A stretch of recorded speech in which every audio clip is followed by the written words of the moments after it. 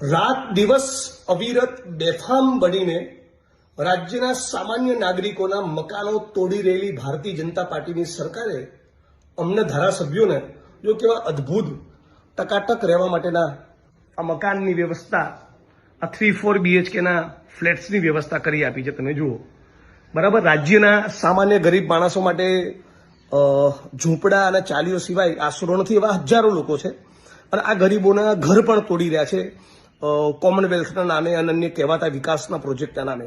પણ વિડીયો ખાસ એટલા માટે બનાવી રહ્યો છું કે ફરી એકવાર એ વાતનું ટકોરો મારીને કહેવા માંગુ છું કે આ ફ્લેટ્સ, આ વિધાનસભાના તમામ સદસ્યોને આપેલા મકાન એ રાજ્યના નાગરિકોના ટેક્સનો પૈસો છે.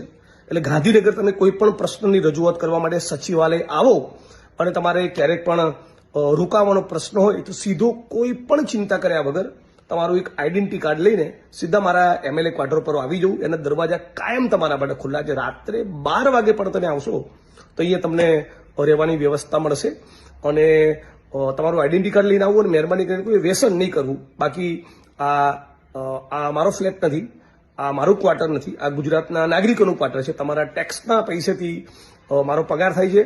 તમે જ મને ચૂંટીને મોકલો છો. એ વડગામ વિધાનસભાના લોકોએ કે આખા ગુજરાતના લોકોએ બધા માટે કહું છું, ગમે ત્યારે આવીને તમે અહીંયા રોકાઈ શકો છો.